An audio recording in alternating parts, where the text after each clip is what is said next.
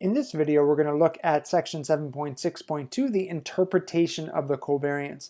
And we're going to consider 4 scatter plots below to help us understand what the covariance tells us about the relationship between two variables, x and y. So let's remember, first of all, in the discrete case, let's get our formula down. So in the discrete case, and we'll look at that, but the same thing holds true in the continuous case, the covariance, so first of all, this is the formula which is correct for discrete and continuous. That's the expected value of x minus its mean times y minus its mean. And in the discrete case, that turns into a sum over all x and y values of x minus mu sub x and y minus mu sub y times the probability mass function. Now, the probability mass function, to be valid, that has to be a positive value. And so what we're going to do in this video is examine the signs, whether these things are plus or minus, and then when you add sort of all of these things up that are plus or minus, we're going to look at the sign plus or minus of the covariance. And so we're going to imagine each of these dots in the scatter plot is a point like x1, y1, x2, y2, and so on. So these are x and y values. And so here we're looking at if the mean of the x values is here and the mean of the y values is here, then we're looking at interpreting sort of this distance here as x minus its mean. Right? And then we're looking at interpreting this distance here as y minus its mean. And you can see that for everything up in this quadrant, well, not quadrant, but in this part of the graph where we're above the mean of x and above the mean of y, everything in this is going to be positive. So we're looking at having x minus mu sub x times y minus mu sub y. We're looking at multiplying a positive by a positive. And so that, of course, multiplied by the probability mass function is going to lead us to get positive values in the sum.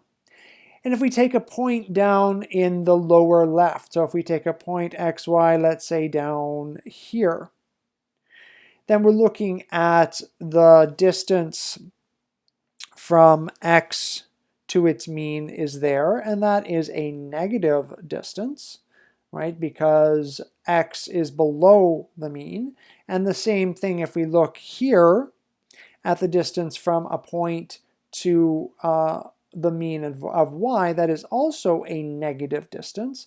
And if we multiply x minus mu times y minus mu, if we multiply two negatives, then we're looking at getting a positive value. So for something like this, in general, most of what we're adding up, not everything, right? Not these points that are in sort of the top left and bottom right of my little quadrant here. Those values are not all going to be positive, but in general, everything, the bulk of what we're adding up is positive, and so we would expect the covariance of x and y in this case to be a positive number.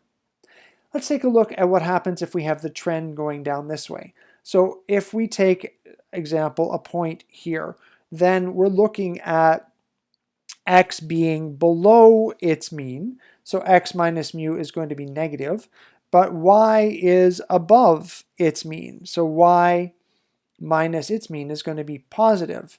And the same thing down in this lower right, if we take a point here, well, now x minus its mean is the one that's positive, and y minus its mean is the one that is negative, since y is below the mean. And if we multiply a negative times a positive, and then obviously, right, we're multiplying by this last positive after, but a negative times a positive is a negative, and a positive times a negative is a negative, and the bulk of the points, not all of them, but the bulk of them follow this same sort of pattern. We would expect the covariance of x and y to be a negative value. Whereas here in the third diagram, where we've got points scattered sort of but over the 4 little quadrants here. So we expect to have sort of roughly on average as many points that are above both means as below both means, as above one mean and below the other, and vice versa. We would expect these pluses and minuses, right? There's some that are plus, some that are minus. We would expect on average that the pluses and minuses, that the pluses and minuses cancel out when summed up. And if that's the case, we would expect the covariance of x and y to be, well, approximately 0. Probably not exactly. These things won't cancel exactly, unless we look at this case, where we have the same number of points here as here as here as here. Everything here is positive, everything here is positive, negative, negative in terms of these products, of course, and there is a perfect symmetry. There is a perfect symmetry. So in this case, actually, we would expect by symmetry to get a perfect canceling out. And so we would expect the covariance of x, y to be exactly 0. So let's look at those 4 cases in the next sort of takeaway. So takeaway 18, covariance of x and y is related to the strength of what we have here is, it's sort of oblong, but it's linear-ish, right? It's the strength of the linear relationship. It's the strength of the linear relationship between x and y. And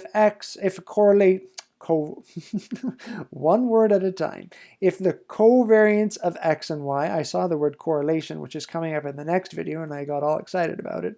If the covariance of x and y is 0, well, we saw 2 cases. We saw a case here where there was absolutely no discernible relationship between x and y, but then we saw a case here where there clearly is one.